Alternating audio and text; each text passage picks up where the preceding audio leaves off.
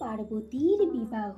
মহেশ্বর পার্বতীর বিবাহের ঘটক সপ্ত ঋষিগণ ও ঋষি বশিষ্ঠের স্ত্রী অরুন্ধতী গিরিরাজ হিমালয়ের গৃহে যান মহেশ্বর ও পার্বতীর বিবাহের প্রস্তাব নিয়ে।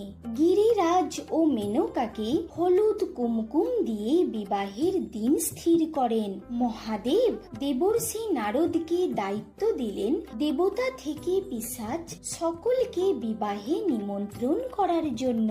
তিনি বললেন, সবাই আমার আত্মীয়। মহাদেবের চাঁদ হলো তার মুকুট।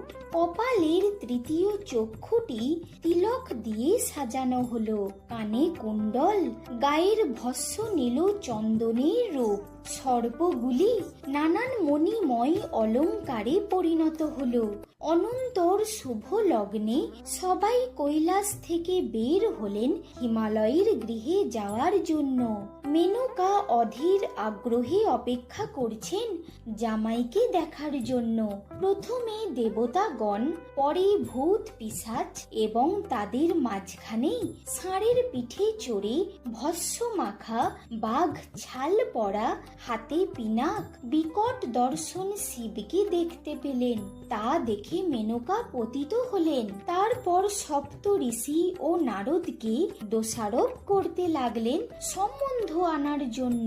বললেন, আমি পার্বতীকে হত্যা করব, তবু ওই জটাধারী শিবের হাতে তুলে দেব না। এই বাক্য শুনে নারদ শিবের কাছে যান এবং তার মনোহর রূপ দেখাতে অনুরোধ করেন। সহসা মেনকা দেখলেন শিবের বর্ণ কোটি সূর্যের আলোতে উদ্ভাসিত।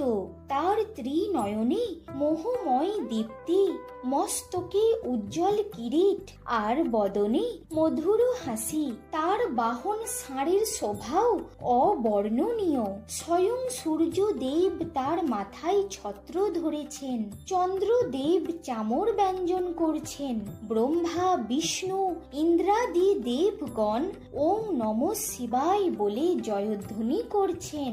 গন্ধর্বগণ গান গাইছেন। গঙ্গা যমুনা নৃত্য করছেন। এমন আলো ঝলমল রূপ যৌবন সম্পন্ন মহাদেবকে দেখে স্তম্ভিত হলেন মেনকা। সকলের কাছে ক্ষমা চেয়ে শিবের স্তব করতে লাগলেন। অতঃপর বিবাহ শুরু হলো। শুভ দৃষ্টি মালা বদল অগ্নি প্রদক্ষিণ সম্পন্ন হলো।